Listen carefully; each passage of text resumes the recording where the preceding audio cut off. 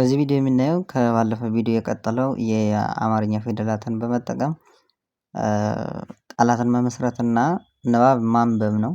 ዛሬ ሰ ጀምረን እስከ ሰ እሳቱን ሰ እንቀጥላለን። ሰላም ሰላም SELAM ሰላም በመጀመሪያው ማለት ነው። SE ነው የሚወክለው። ሁለተኛው የሰ ንጉስ ሁለተኛው ሱ ነው። ሱ SU ነው። SU ይወክለዋል እንግሊዝኛው። ቃሉ ሱሪ ከሆነ SURI ነው። ሱሪ እንላለን ማለት ነው። የሚቀጥለው ሶስተኛው የሰ ሲ ነው። ሲ SI ነው የሚወስደው እንግሊዝኛው SI ይወከላል ማለት ነው በእንግሊዝኛው። እሺ ሲሳይ የሰው ስም ነው። SI እናደርጋለን። የሚቀጥለው አራተኛው ሳ ነው። ሳ ሲሆን SA ነው የሚወስደው እንግሊዝኛው SA በሳ የሚመሰረተው ቃል ደግሞ ሳር SAR እንግሊዝኛው ሲጻፍ ሳር ብለን። የሚቀጥለው ሴ ነው። አምስተኛ ቀለበት ያላት እግሯ ላይ ሴ ከሆነ SIE ሁለት አናባቢ የሚወስደው ነው። ሴራ ክፋት እንደማለት ነው። ሴራ SIERA ነው ሲጻፍ። የሚቀጥለው ስ ነው። ስድስተኛው ነው። ስድስተኛው ኤስ ብቻውን ብቻ ነው የሚወስደው ማለት ነው። አናባቢ የለውም። ተነባቢውን ብቻ ነው መጻፍ የምንችለው። ስዕል SLSEL ወይም ደግሞ IL ይሆናል ስዕል ብለን ስንጽፍ። የሚቀጥለው ሶ ነው። SO ነው የሚወስደው SO በዚህ የሚሆነው ሶስት SOST ይሆናል ማለት ነው። ሶስት ብለን ስንጽፍ ማለት ነው በእንግሊዘኛ።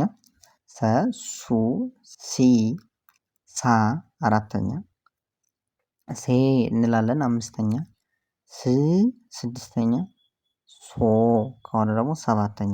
SESU ኤስ ብቻውን ከዛ SO ስንል ሶ እንላለን ማለት ነው። የሚቀጥለው ከሰ ንጉስ ቀጥል የምናገኘው ረ ነው።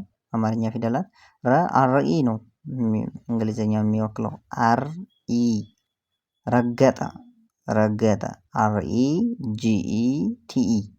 ረገጠ የሆነ ነገር ረገጠ እንላለን ማለት ነው። የሚቀጥለው ሩ ነው። RU ነው የሚወስደው ማለት ነው። ሩዝ RUZ ይሆናል በእንግሊዝኛው ሲጻፍ ሩዝ። የሚቀጥለው ሶስተኛው ሪ ነው። ሪ ደግሞ የሚወክለው RI ነው። RI ሶስተኛ ሲሆን ማለት ነው። አይ ስለሚወስድ ሪታ የሰው ስም ነው። የሴት ስም RITA ይሆናል በእንግሊዝኛው ሲጻፍ። የሚቀጥለው ራ ነው። አራተኛው RA ነው። አራተኛው ሁሉም ፊደላት ስለሚወስድ አናባቢው ራ ደግሞ አራተኛ ስለሆነ እንዲህ ይሆናል። ራስ RAS ይሆናል። ራስ ይባላል ማለት ነው። ይሄ እንደገና ወደኋላ ስመልስ የተጻፈብኝ ስለሆነ እዚሁ ራ ላይ እሱ ራሱንም ደግሞ ራስ ይሆናል ማለት ነው። ራስ RAS እንላለን። የሚቀጥለው ሬ ነው። ሬ አምስተኛ ነው። አምስተኞቹ አብዛኞቹ ፊደላት ምንድን ናቸው? ቀለበት ያላቸው ናቸው። RIE ይሆናል ማለት ነው። ሬዲዮ RIE ዲ ስለሆነ ዲ ዮ ስለሆነ YO ይሆናል ማለት ነው። ሬዲዮ። የሚቀጥለው ር ነው። ስድስተኞቹ ምንም አናባቢ የላቸውም። ርችት ብለን ቃል እንመሰረታለን። RCH ከዛ ቲ ርችት ማለት። የሚቀጥለው ሮ ነው። ሰባተኛው RO ነው የሚወስደው እንግሊዝኛው ማለት ነው። RO ስለሆነ ሮጠ ማንሱ ሮጠ እንላለን። ልጁ ሮጠ እንላለን። ROTE ነው ሮጠ ስለሆነ ማለት ነው። ሪ ሶስተኛ RI ነው። አራተኛ RA ነው። ሬ አምስተኛ RI ነው። ር ስድስተኛ አር ብቻውን ነው። ሮ ሰባተኛ አር ኦ ነው ማለት ነው። ሮ ሰባተኛ። የሚቀጥለው የምናገኘው ፊደል ከረ ቀጥሎ ሰ ነው። ሁለት ሰ ናቸው ያሉ። ይሄ እሳቱ ሰ ይባላል። የመጀመሪያው ንጉሱ ሰ የሚባለውን ነው። ኤስኢ ነው። ሁለቱም ተመሳሳይ የሆነ የእንግሊዝኛ እንትን ያላቸው።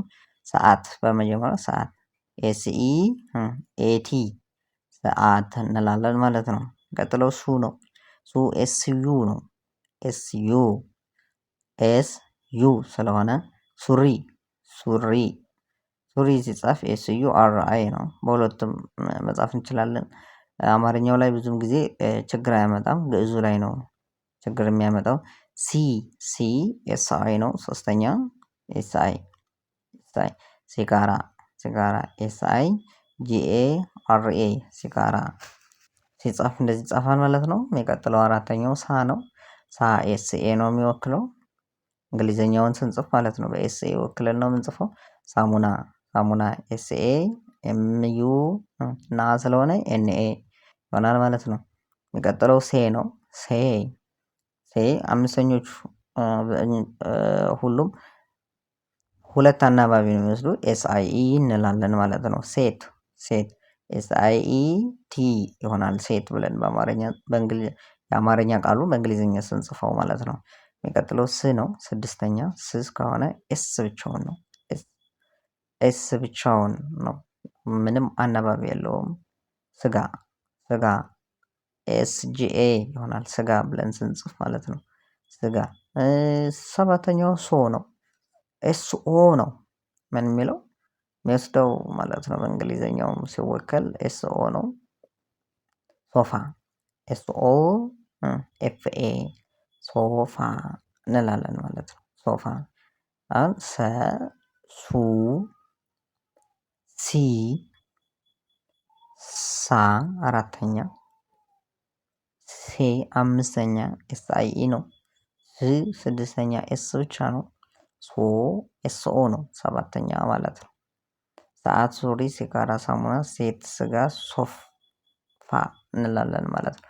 አሁን ደግሞ የምንቀጥለው የንባብ መልመጃ ሪዲንግ ፕራክቲስ ነው የምንቀጥለው። የእነዚህ ቃላት ስብስብ አረፍተ ነገሮችን እንጽፍና እናነባለን። ለምሳሌ በሰ ንጉስ ጀምረናል። ሰመረ ሰመረ የሚቀጥለው በሱ እንጀምራለን። ሱሊ ኤስዩ አየላይ ነው። ሲ በሲሳ ሲሳይ ኤስአይ ኤስኤ ዋይ ነው። ሳ በሳ ደግሞ ሳር ኤስኤ አር ቅድም የጻፍነው ነው። ሴ አምስተኛ በሴ ደግሞ ሴራ ኤስአይኢ አርኤ በስ ደግሞ ስ ስድስተኛ ስለሆነ ስዕል ኤስአይ ኤል ይሆናል። ሶ ሶስት ሶስት ኤስኦ ኤስቲ ይሆናል ማለት ነው። የሚቀጥለው ደግሞ በረ ነው የምንጀምረው ብለን የመጀመሪያው ረበሽ ነው። አርኢቢኢ ኤስኤችኢ ነው። ሩ ደግሞ ሁለተኛው ነው። ሩ ሁለተኛው እሺ ምን ይሆናል? ሩት አርዩቲ ሆና ሩት።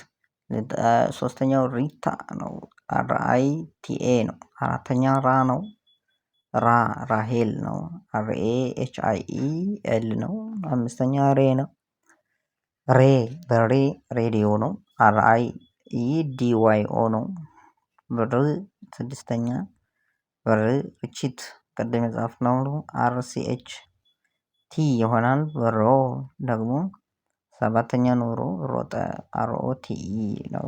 ቅድም የጻፍናቸውም አሉ ሌሎችም የተጨመሩ አሉ።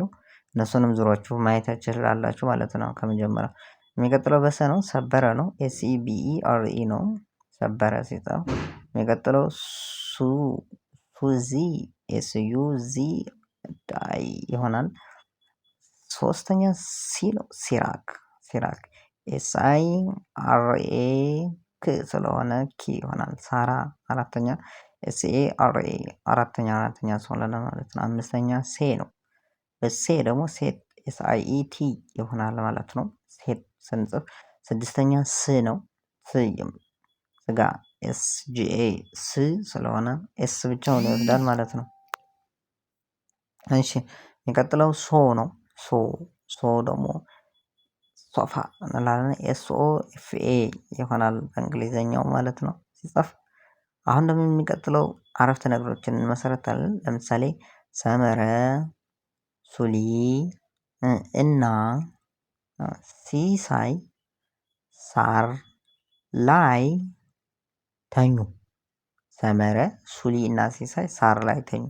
ሶስቱም ሰዎች ሳር ላይ እንደተኙ የሚናገር ምንድነው? አረፍተ ነገር ሰራን ማለት ነው። ሰመረ ለራሱ የሆነ አንድ ቃል ነው። ሱሊ የራሱ የሆነ አንድ ቃል ነው። እና የሚለው ለራሱ ቃል ነው። ሲሳይ የሚለው ደግሞ ለራሱ ቃል ነው። ሳር የሚለው እንደዛ፣ ላይም የሚለው እንደዛ፣ ተኙ የሚለውም እንደዛው ማለት ነው። የሚቀጥለው ሴቶቹ ስዕሉን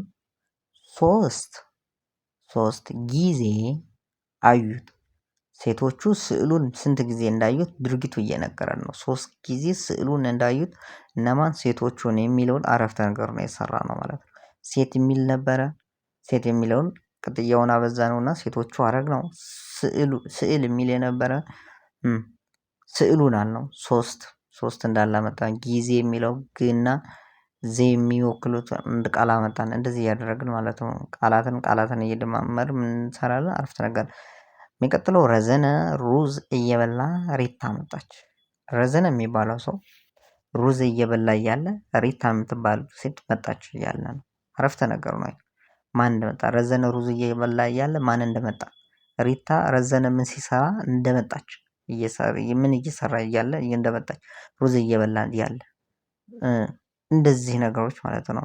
ድርጊቶችን በቃላት በመደርደር አረፍተ ነገር መስራት፣ ድርጊቶችን ማሳየት። ረዘነ ሩዝ እየበላ ሪታ መጣች የሚለውን ይህንን ይገልጽልናል ማለት ነው። የሚቀጥለው ራሄል እና ሬድዋን ርስቱን ሮጠው ተቀበሉት። ራሄል እና ሬድዋን ሁለቱም ርስቱ የሚባል ሰው ሲመጣ ሮጠው ምን አሉት? ተቀበሉት። እየሮጡ እንግዳ ስለሆነ እየሮጡ ተቀበሉት እያለን ነው። ምኑ አረፍተ ነገሩ ምን እንደሰሩ ራሄልና ሬድዋን ምን እንደሰሩና እርሱ ደግሞ እንደመጣ ይነግረናል። እነሱ ደግሞ ምን እያደረጉ ተቀበሉት? እየሮጡ ማለት ነው። ሮጠው ሄደው እንደተቀበሉት ይነግረናል አረፍተ ነገሩ ማለት ነው። አረፍተ ነገሩ እነሱ የሰሩት ድርጊቱን እየነገረን ነው። የሚቀጥለው ሰይፉ እና ሱሌማን ሲጋራ አይወዱም። ሰይፉ እና ሱሌማን ሲጋራ አይወዱም። ሰይፉ የሚባል ሰውና ሱሌማን የሚባል ሰው ሲጋራ አይወዱም፣ ሲጋራ አያጨሱም እያለን ነው ማለት ነው። ድርጊቷቸው እነሱ ሲጋራ እንደማይወዱ እየነገረን ነው ማለት ነው። ይሄ ነው አረፍተ ነገሩ ምን ነው የሚያወራው የሚለውን ነገር ሙሉ ለሙሉ ይነግረናል ማለት ነው። ቃላት ናቸው። ሰይፉ የሚለው ራሱ ቃል ነው።